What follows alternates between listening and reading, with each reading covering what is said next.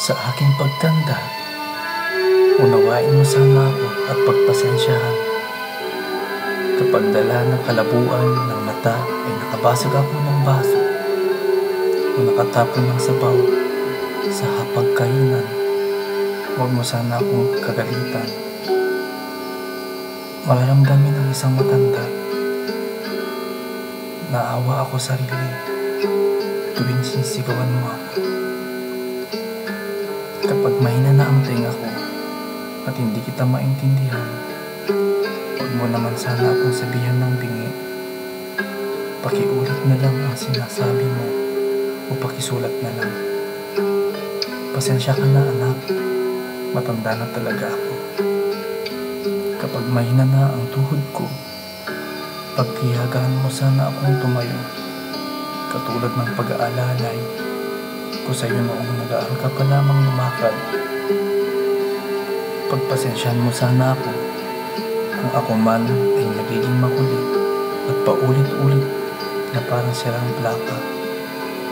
Basta pakinggan mo na lang ako, huwag mo sana akong pagtawanan o pagsasawaan pakinggan.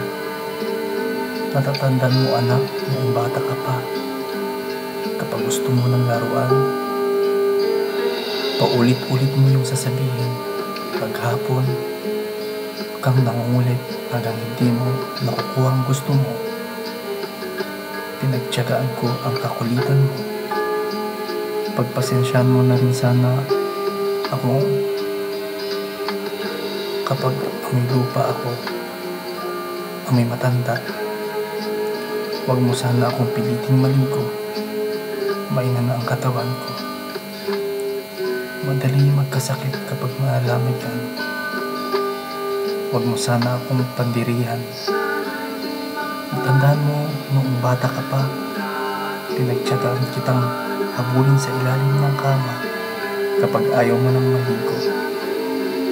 Pagpasensya mo na kung madalas ako'y masungit, dala ng marahil ito ng katandaan.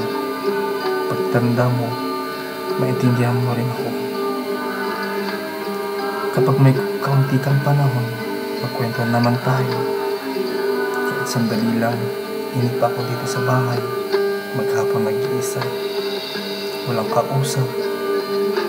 Alam kong busy ka sa trabaho, kahit alam kong hindi ka interesado sa mga kwento ko. Matatandaan mo anak kung bata ka pa, pinagtiyagaan kong pakinggan at intindihan ang pautang-utang mong kwento tungkol sa iyong saranggola. At kapag dumating ang sandali na aking magkasakit at maratay sa banig ng karamdaman, huwag mo sana akong pagsawaan alagaan.